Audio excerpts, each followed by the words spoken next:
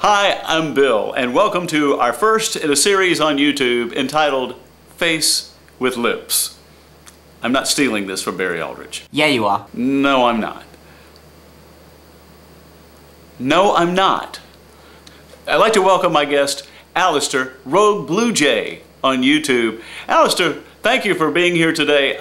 I want to ask you, how long have you been in Australia? I've been in Australia for about a year, and I'm actually going to be heading back to England pretty soon. I see.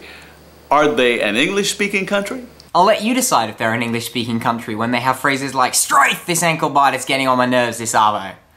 Yeah, Australians, you are allowed to take the mickey out of that accent because it might have been the worst accent since, I don't know, there are a couple of really terrible ones in Lost. Oh god, the directors of Lost are gonna strike me down now. I take it back! I take it back! Oh wait, Lost is over. I don't have to fear their retribution anymore.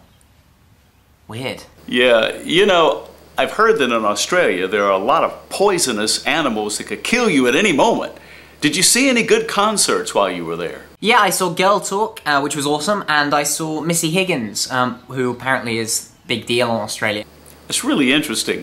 I understand that you lived at a boarding school. Did you have to bring your own building materials, or were they provided for you? They provided the building materials for me, it was great. Well, there are a lot of interesting things about your trip and experiences, I'm sure. But while you were there, it was spring and summer, while in the Northern Hemisphere we were experiencing fall and winter.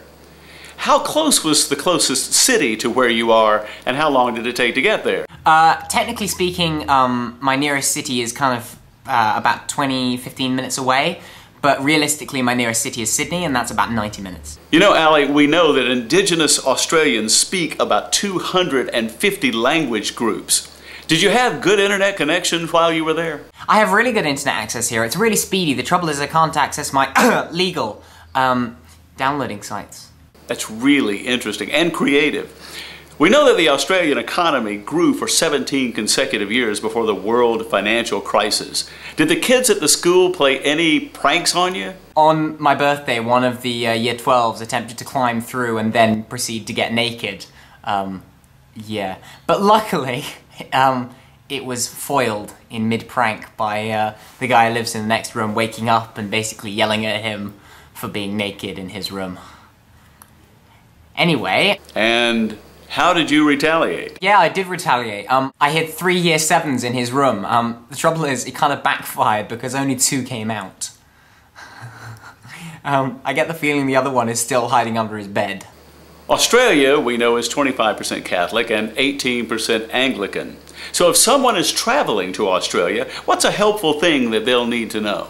Australia's kind of not very tolerant about vegetarians, so you should bring your own vegetables. Did you ever meet Ocean Girl? I never met Ocean Girl, but I did plan a trip to the Ocean Girl Island. I went somewhere fairly similar, which was only a couple of kilometers away from it, but, well, it's just not the same, is it? Now, I know that when you leave Australia, you're going to be flying to California to go to VidCon.